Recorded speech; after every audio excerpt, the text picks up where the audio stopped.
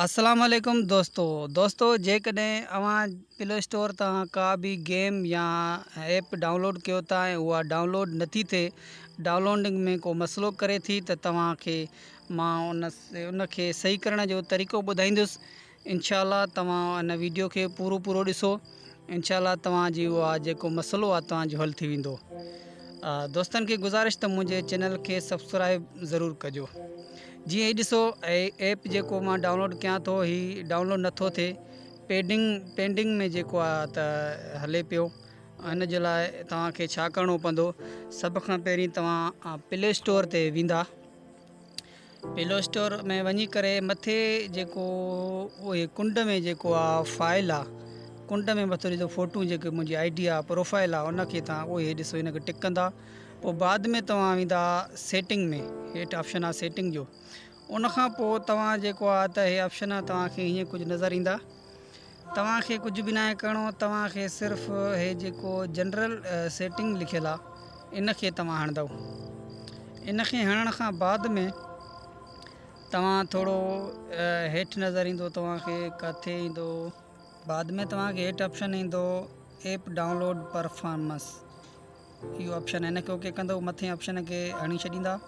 इन खां बाद में तव्हां हेठि ईंदा ऑटो अपडेट ऐप, इन ऑप्शन खे तव्हां जेको हेठि वारो ऑप्शन आहे 3 नंबर ते डोंट ऑटो अपडेट ऐप, तव्हां इनखे ओके करे छॾींदा। अच्छा, इन खां बाद में तव्हां वरी मथे ईंदा। मथे कुझु सेटिंग आहे,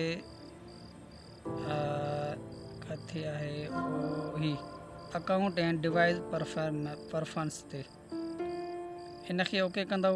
हेठि ईंदा, हेठि लिखियलु आहे क्लियर डिवाइस सर्च स्टोरी, इनखे तव्हां ओके कंदा, इनखे क्लियर स्टोरी कंदा। इन खां बाद में वरी हेठि ईंदा क्लियर विश लिस्ट, इनखे बि तव्हां क्लियर कंदा। इहा प्ले स्टोर जी सेटिंग करण खां बाद में तव्हां हाणे वेंदो वापसि वञी करे तव्हां हाणे ईंदा पंहिंजी सेटिंग में, मोबाइल जी जेका सेटिंग हूंदी आहे उन में वञण खां पोइ तव्हांखे ऐप मैनेजर में वञिणो आहे।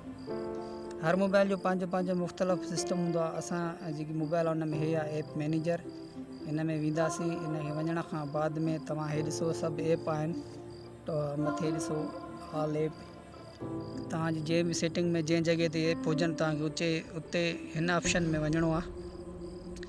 ऑप्शन में वञण खां पोइ तव्हां हेठि खे हिनखे ॾिसणो आहे, प्ले स्टोर तव्हांखे ॻोल्हणी आहे ऐप।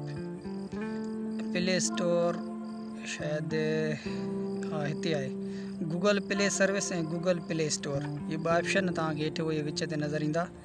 तव्हां इन ॿिन्ही मां तव्हां गूगल प्ले सर्विस जो पहिरीं तव्हां ऑप्शन ओके कंदा।